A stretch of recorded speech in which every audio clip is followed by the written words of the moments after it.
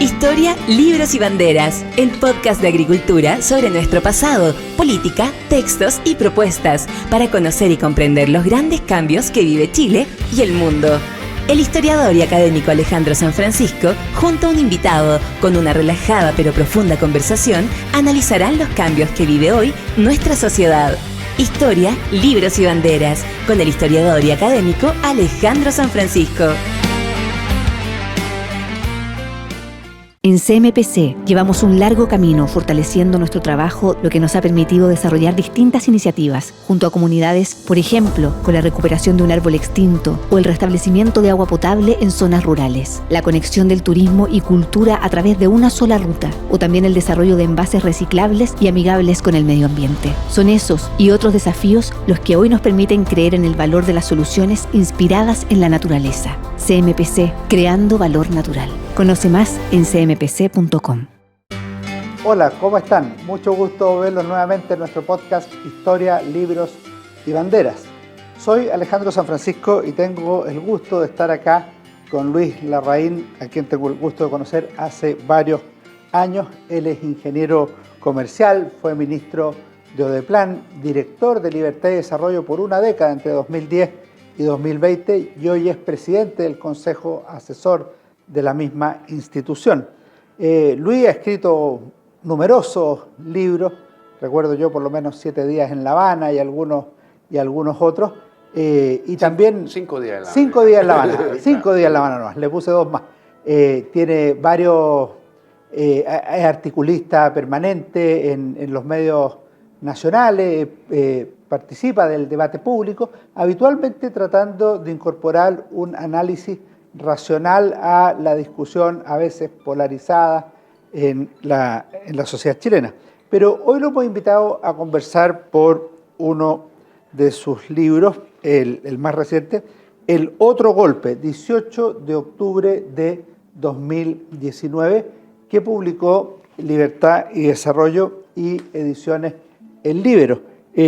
Y es un libro muy, muy interesante que yo tuve la posibilidad de leer y por eso invité a Luis. Primero que nada te quiero agradecer. ¿Cómo estás, Luis? Gracias por venir a Historia, Libros y Banderas. Hola, Alejandro. Bueno, primero un gusto estar acá contigo en la Radio Agricultura y en un programa que hable de libros ya es un placer, digamos. ¿No? Qué bueno. Además tú eres un gran lector, al final te vamos a preguntar algo de eso. Perfecto, pero creo que... Así que muchas gracias por la invitación. Quería partir preguntándote cómo nació este libro, porque la verdad es que después del 18 de octubre pasa eso que decía Paul Drake de los terremotos políticos, producen como una explosión además intelectual. Han surgido muchos libros y tú eres uno de los autores. ¿Cómo nació esta iniciativa? Bueno, lo primero nació de una auténtica inquietud intelectual respecto a qué es lo que había sucedido. Y estaban estos lemas, no son los 30 pesos, son los 30 años, que hoy día parece chiste, con la inflación que tenemos, los 30 pesos, digamos, se subsumieron, pero en el fondo había una serie de explicaciones y fue una cuestión muy, muy violenta que afectó a prácticamente todas las ciudades del país y que también afectó mucho la política, afectó al gobierno. O sea, la tesis mía es que el gobierno de Sebastián Piñera en ese momento perdió el poder. Dejó de gobernar Chile. Entonces, ¿qué fue lo que lo provocó? Era la primera parte del libro. Y allí traté, honestamente, de ver distintas explicaciones. Desde la economía, que es la ciencia que yo domino más, pero también desde la sociología, desde la política, que yo creo que falta en muchos de los análisis, digamos, ese enfoque desde la política, porque hay mucha gente que dice, bueno, esto pasó por esto, por el otro, un enfoque medio sociológico, como yo le digo a mi amigo José Joaquín Brunner, tú eres sociólogo pero también entomólogo, porque como que miras así cómo nos movemos los seres humanos y das explicaciones, pero yo quería hacerlo desde la política también. ¿Por qué nos pasó eso? Vamos a ver algunas de esas explicaciones. Okay. Y llama la atención de entrada la portada, es una estación del metro quemado. Obviamente el 18 de octubre fue eso, fue un episodio de violencia absolutamente inusual y tremendo, pero si uno mira los libros, tú eres de los pocos que le da un valor o una importancia real al tema de la violencia como parte de la acción política del 18 de octubre y de las semanas siguientes en el proceso político chileno. Así es. Para mí, la foto la buscamos. Yo busqué una foto del metro, digamos, porque fue lo más impactante. O sea, 20 estaciones vandalizadas y quemadas, digamos, destruidas. Es una actuación que no responde a ningún movimiento de masas, porque si tú y yo nos volviéramos un poquito loquitos y decidiéramos incendiar una estación del metro, podemos estar una semana tratando de incendiar la estación del metro y no lo vamos a lograr, digamos. O sea, aquí hay una acción concertada de gente que profesional, digamos, en esto, digamos, que buscó esto y que no nació espontáneamente. No es que salieron a las estaciones del metro a quemarlas porque sí. O sea, aquí, si bien es cierto, y está en el libro, hay explicaciones económicas, hay explicaciones sociales, hay explicaciones de otro tipo, culturales. También hay una acción política súper clara que tiene la importancia que tú señalabas en la pregunta. La verdad es que aquí, desde el 11 de septiembre de 1973, no había existido un episodio en que la violencia es la que impone los términos en política. Y eso duele, con bastante aceptación de mucha gente. De alguna manera se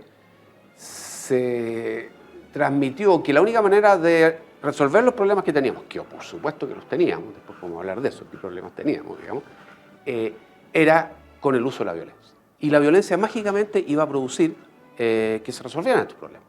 Bueno, y ahí estamos. Ahora estamos con la Constitución, que uno la mira por todos lados, la da vuelta para atrás. Hay muchas declaraciones, hay mucha retórica, pero uno no ve por dónde va a resolver los problemas que tenían los chilenos en octubre del año 2019.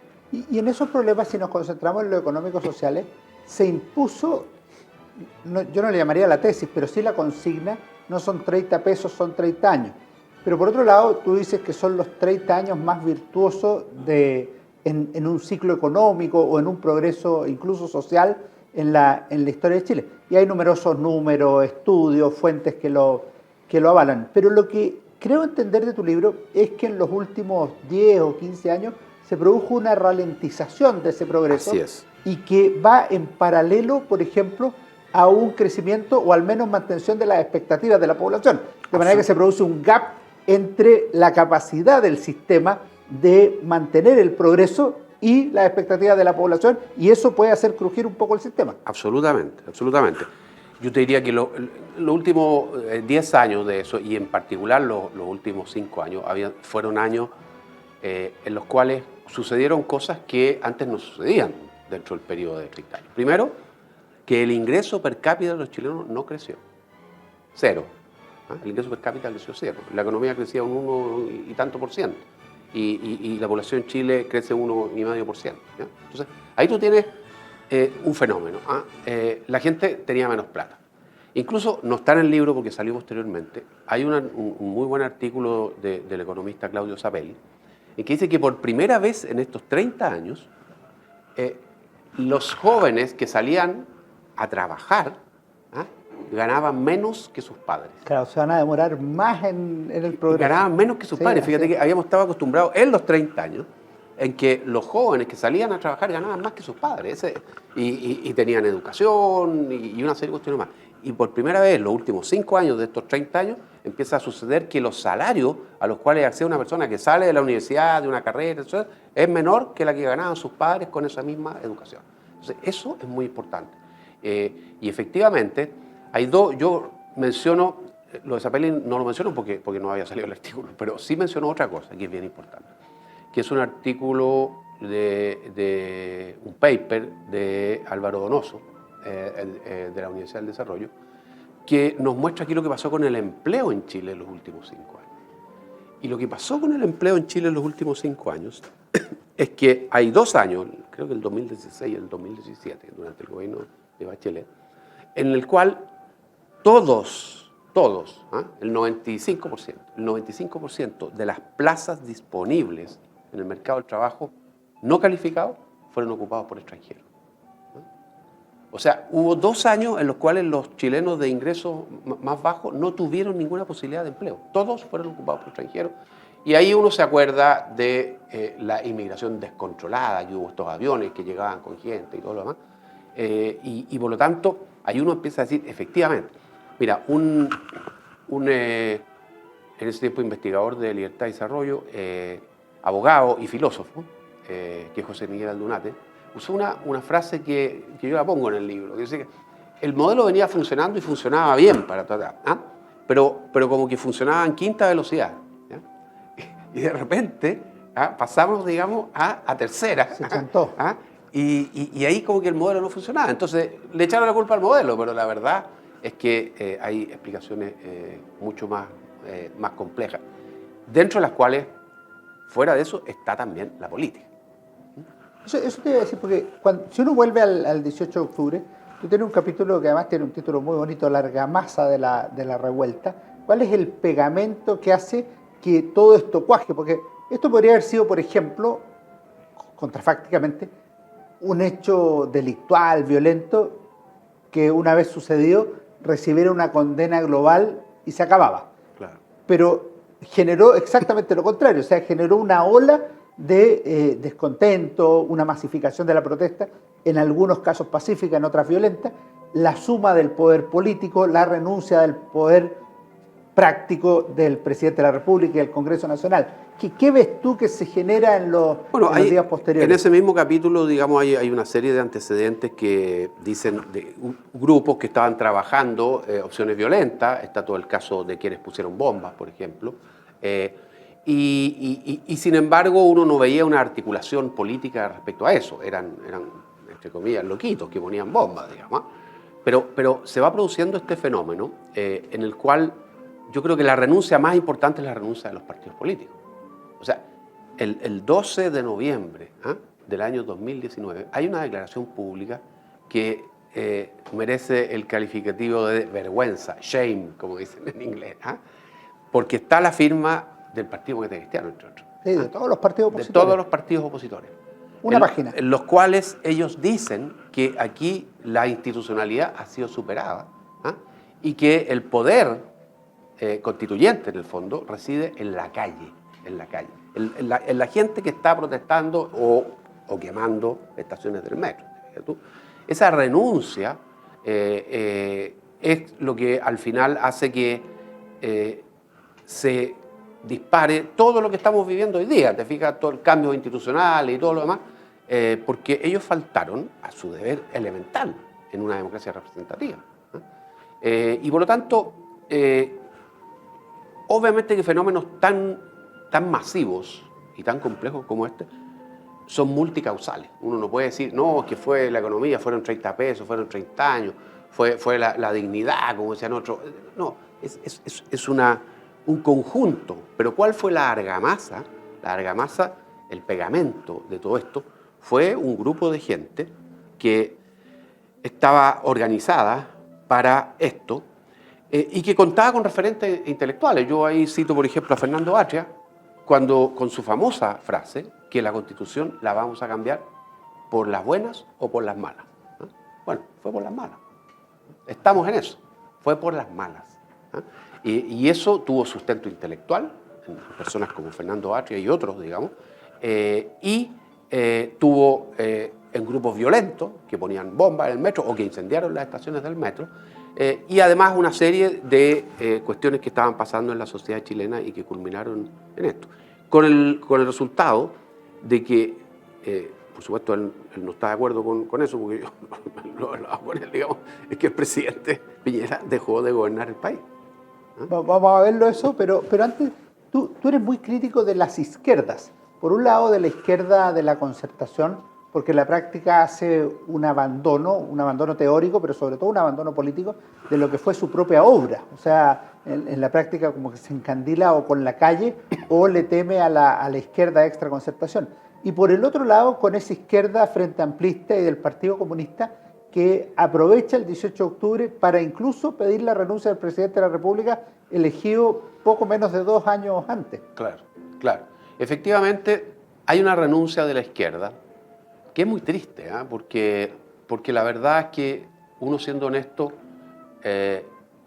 lo que se provocó desde el año 90 en adelante fue un proceso virtuoso en el cual distintas fuerzas políticas, yo diría una fuerza socialdemócrata de centro izquierda y una fuerza de centro derecha, digamos, con un proyecto, si tú quieres, más liberal, que compitieron. Ganó casi siempre la Concertación, hasta ser final, digamos, recién cuando Piñera el año 2010 gana por primera vez, pero discutían en un marco en el cual, por mientras el país progresaba, y eran, por así decirlo, los primeros 20 años de los 30 años, en que, sin lugar a dudas, el país progresaba. Y eso está todavía, afortunadamente, todavía queda, digamos, mucho de eso.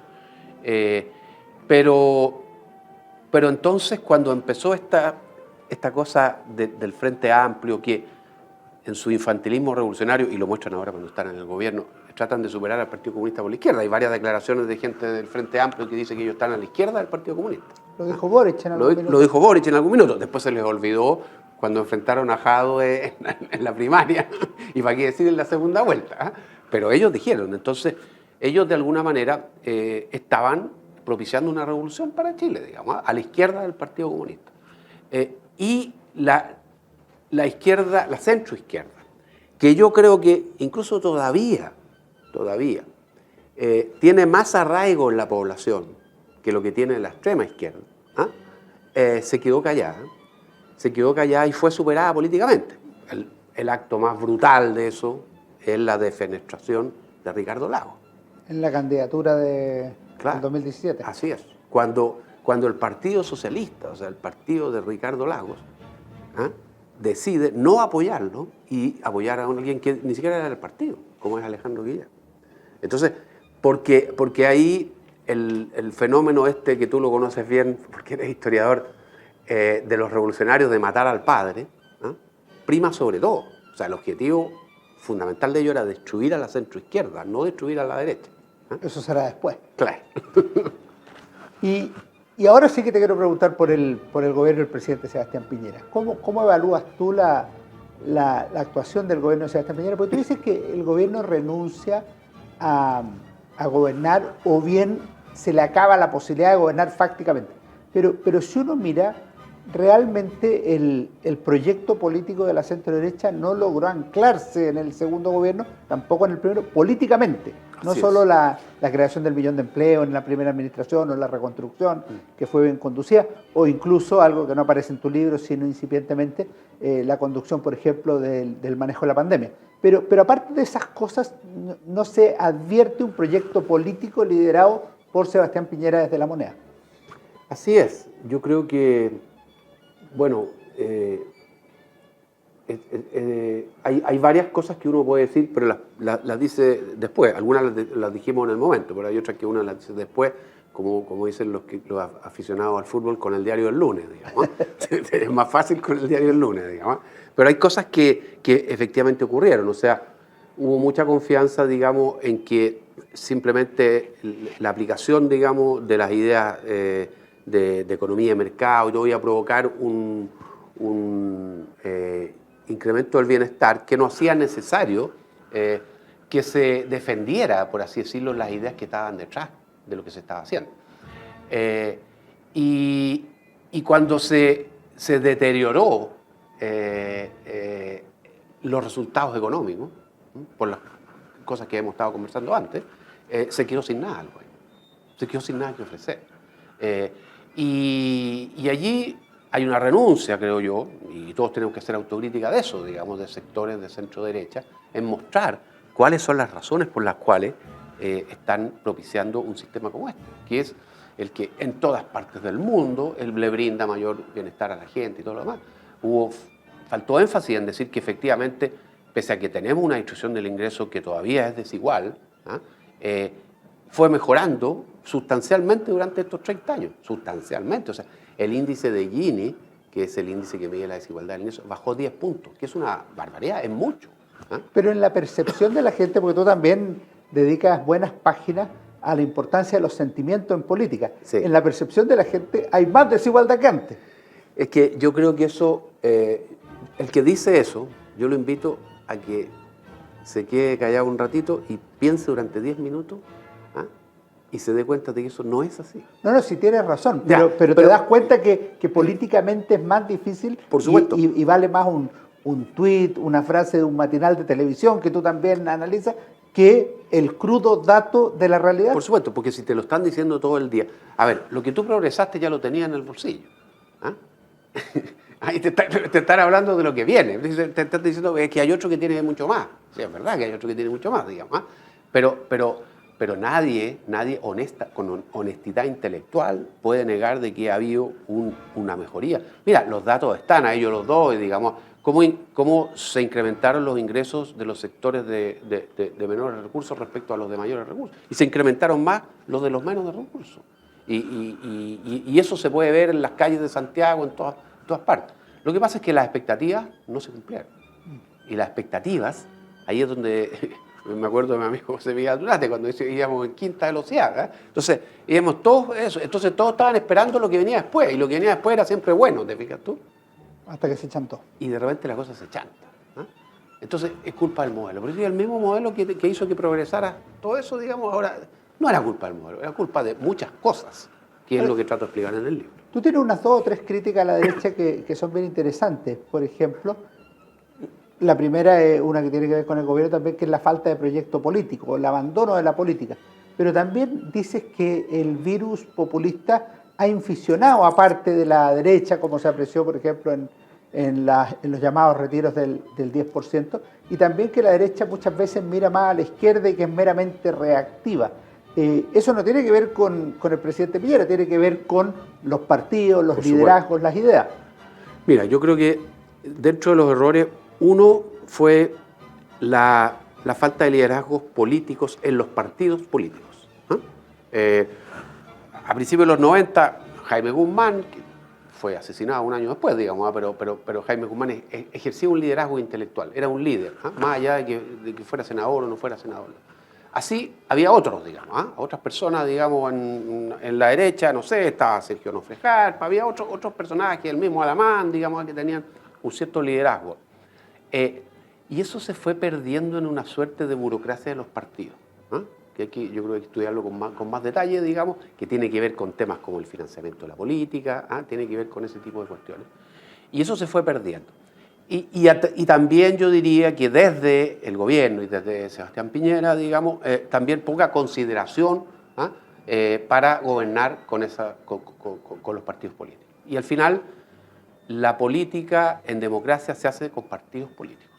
Eso no hay que olvidar. Uno puede criticar a los partidos políticos. Todos criticamos a los partidos políticos. Todos tenemos muchas razones para criticar a los partidos políticos. Pero todas las democracias que uno conoce, que han progresado y que tienen progresos civilizatorios, que respetan los derechos humanos, lo que es Occidente hoy día es fruto de una democracia representativa con partidos políticos. Por lo tanto, como que nos olvidamos de fortalecer más a los partidos políticos, digamos. Y respecto al populismo, tú tienes razón. Ahora, ahí hay un componente internacional. Ahí no es solamente un fenómeno chileno. ¿Sí? Y tú piensas que los últimos gobernantes de derecha que han sido elegidos han sido más bien populistas. Trump, Bolsonaro en Latinoamérica, y en Europa está Orbán. Claro. O incluso la alternativa en Francia, Le Pen. Claro, son populistas porque, claro, hay fenómenos como el fenómeno migratorio, por ejemplo, que se presta mucho para el populismo, populismo de derecha y populismo de izquierda. El populismo de izquierda es, con todo respeto, yo no tengo nada personal contra ellos, pero lo he discutido con ellos muchas veces, es el del servicio jesuita migrante, por ejemplo, que dice que hay derecho a migrar, y eso es derecho a migrar a cualquier país que uno quiera. Entonces yo puedo elegir Dinamarca, y Dinamarca me tendría que acoger y darme plata y todo lo demás. Entonces, yo creo que ese es el populismo migratorio de izquierda. Y el populismo migratorio de derecha es decir, no puede entrar nadie, digamos.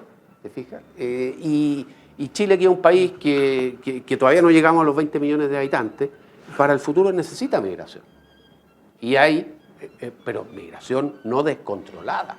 Si lo que pasó durante el último gobierno de Michelle Bachelet es impresionante, una cuestión absolutamente fuera de lugar. Entonces, efectivamente, yo creo que el populismo está presente y que hay que trabajar. Y está todo este tema de los sentimientos, las redes sociales, el victimismo. ¿Ah? Hoy día, conversaba el otro día con un amigo escritor, digamos, con Gonzalo Contreras, y me decía, hoy día el estado ideal es ser víctima. ¿Ah? Tú tienes que andar buscando credenciales de víctima en todas partes. ¿Ah? Y eso es lo que mueve la política, que mueve la televisión y todo lo demás. Si tú ya acreditaste que eres víctima, mueve el mundo académico. ¿Ah? Si tú acreditaste que eres víctima, estáis hecho, porque tenéis privilegios, digamos. Eso es la Constitución que nos está mostrando. Están inventando un conflicto del pueblo mapuche contra el resto de los chilenos. Los temas identitarios. Total, cuando la verdad que uno ve, bueno, de partida, uno ve las votaciones de la Araucanía y gana la derecha lejos, lo único parte donde gana la derecha es la Araucanía. Y eso, ganó Pinochet, 88. También, entonces tú dices que el pueblo mapuche está contra los chilenos, y no es verdad, no es verdad. Son unos tipos que son extremistas y que además hacen negocios con la droga y negocios con el robo de madera. Y el presidente de la República hoy día no es capaz de querellarse contra el señor Yaistul de la CAN, digamos, a pesar de que él hace acciones públicas, amenaza, va a visitar presos en la cárcel, presos que están condenados por asesinar personas, por quemarlos vivos, digamos, y todo lo demás, y que ellos llaman presos políticos. ¿Te fijas? Estamos con Luis Larraín conversando sobre su libro El otro golpe, 18 de octubre de 2019. Hay una crítica que me llamó la atención, quizá porque no la comparto tanto o porque creo que hay que llevarla a la autocrítica, que es esa que haces a las universidades, en el sentido que en las áreas humanistas, en historia, en sociología, en filosofía o en alguna otra, hay sectarismo, hay odiosidad o hay excesiva ideologización. Y me acordé de una cosa que le escuché a Hernán Vige hace algunos años, precisamente en Libertad y Desarrollo, cuando hacían esa crítica de la izquierda porque los medios son de derecha. Bueno, ¿y qué le impide crear un medio en una sociedad democrática, de libre mercado y todo eso? Aquí pasa lo mismo, hay muchas universidades de personas que tú conoces, que son afines a tu idea, que perfectamente podrían impulsar las humanidades con una visión o plural o distinta, porque hay muchas. Y termino la pregunta diciendo la autocrítica. Yo creo que lo que pasa en un país como Chile es que en general a la derecha y a los hijos de gente de derecha, de dirigentes de derecha, de personas influyentes de derecha, en general estudian derecho, ingeniería comercial y están mucho menos metidos en las áreas humanistas. Al menos esa es mi visión. Es verdad. Ahora, hay una diferencia que yo creo que importa también, que es que entre la gente más de derecha, el rol un poco de la universidad es fomentar el espíritu crítico. En cambio, en muchas de las universidades que tienen una clara orientación de izquierda, yo usé una frase de Fernando Enrique Cardoso que me parece maravillosa para encabezar eso. Dijo, entrábamos a estudiar sociología, pero en verdad entrábamos a estudiar socialismo. Esa es la frase de Fernando Enrique Cardoso, el expresidente brasileño. Expresidente brasileño, digamos, y que está muy, muy relacionado con ese segundo capítulo, digamos, donde yo me refiero a una publicación que son Los hilos tensados, que está dirigido por Katia Araujo, que es muy interesante, digamos, sí, para ver lo que está pasando, pero que tú te das cuenta que algunas facultades son centros de activismo más que centros de pensamiento. Y eso lo hace la izquierda. Pero vale mucho. La autocrítica también, ¿o no? Vale la autocrítica, o sea, yo creo que, bueno, y por algo yo he estado toda mi vida ligado a Libertad y Desarrollo, digamos, y he hecho clases en las universidades y todo lo demás, porque creo que hay que hacerlo. Y eso es una falla, un problema que tenemos en la centro-derecha. Una última pregunta antes de ir a la final que le hacemos a todos nuestros entrevistados, que no puedo dejar de preguntarla considerando el título. El otro golpe. Tú hablas de que hubo un golpe de Estado en Chile en el 2019. Sí. ¿Por qué crees que hay un golpe de Estado? Porque, mira, a mí no me gustan los eufemismos y hasta, esto ya es una cosa más literaria, hasta encuentro un poco ciútico hablar de pronunciamiento militar. El pronunciamiento es un poquito fuerte, pronunciamiento. Yo creo que en Chile hubo un golpe militar, eso es una realidad. Entonces, ¿para qué negar la realidad? Ahora, tú puedes explicar por qué hubo un golpe militar, qué es lo que pasó, tú puedes decir, digamos, que la Cámara de Diputados hizo una declaración diciendo que el gobierno era legítimo antes del golpe militar, ¿te fijas? Entonces, pero por eso para mí es el golpe militar. Perfecto. Y lo que no significa que sea ilegítimo, y lo que no significa tampoco que uno tenga que avalar todo lo que se hizo en el gobierno militar, porque la verdad es que no. A ver, es como el tema de dictadura. Yo en general no uso la palabra dictadura, pero uno tiene que reconocer que técnicamente el gobierno del general Pinochet fue una dictadura, en el sentido de que no había otros poderes independientes, porque estaba la Junta Militar, estaba el Poder Judicial, pero había interferencia y todo lo demás.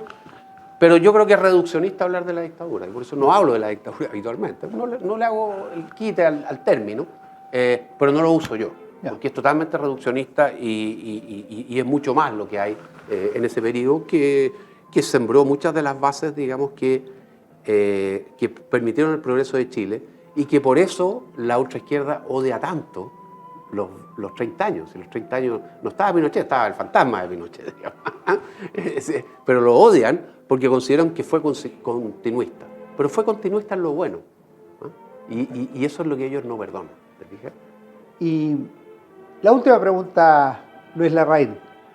Te queríamos pedir que nos sugieras a mí, a los auditores de nuestro programa Historia, Libro y Bandera, alguna lectura. Puede ser, yo te lo avisé, puede ser de política, pero también puede ser de otros temas. Mira, a mí me gusta, y lo hago habitualmente en mi velador, hay al menos 2 libros, uno de ficción y otro de pensamiento, digamos, político, económico y todo lo demás.